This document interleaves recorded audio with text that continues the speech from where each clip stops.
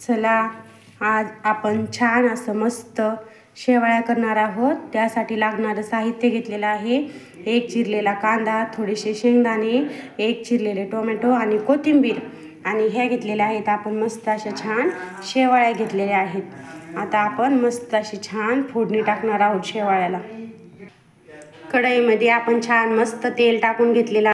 तेल छान गरम झाल्यानंतर मोहरी टाकायची। मोहरी झाली छान आपली तर आता आपण कांदा टाकणार आहोत। आता कांदा टाकून घ्यायचा। कांदा छान होऊ द्यायचा। कांद्याला छान असं मस्त हलवून घ्यायचं। आता शेंगदाणे टाकून घ्यायचे। शेंगदाणे छान भाजून घ्यायचे, मस्त भाजून घ्यायचे शेंगदाणे। आता टोमॅटो टाकायचं। टोमॅटोला पण छान मस्त असं परतून घ्यायचं। अशा पद्धतीने मस्त आपलं टोमॅटो भाजत आहे। मस्त परतून घ्यायचं टोमॅटोला तेलामध्ये। अर्धा चमचा लाल चटणी टाकायची। अर्धा चमचा हळद टाकायची। चवीनुसार मीठ टाकायचं। मस्त छान हलवून घ्यायचं। आता आपण याच्यामध्ये पाणी टाकून घेणार आहोत। पाण्याला छान उकळी आल्यानंतर आपण त्याच्यामध्ये टाकणार आहोत शेवळ्या।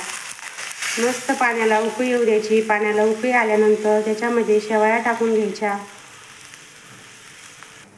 अशा पद्धतीने मस्त आपल्या पाण्याला उकळी येत आहे। पाण्याला छान उकळी आल्यानंतर आपण त्याच्यामध्ये ॲड करणार आहोत शेवळ्या।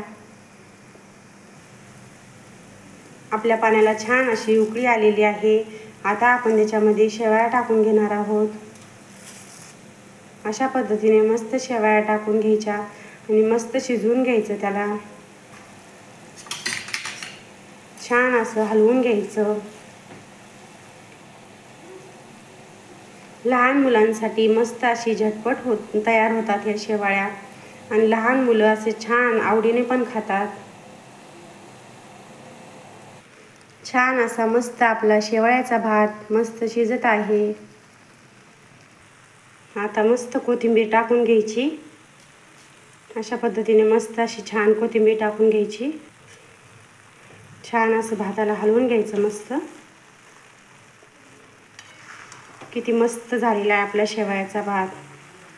छान असा मस्त झालेला आहे आपल्या शेवळ्याचा भात। अशा पद्धतीने एक वेळ शेवळ्याचा भात नक्की करून बघा।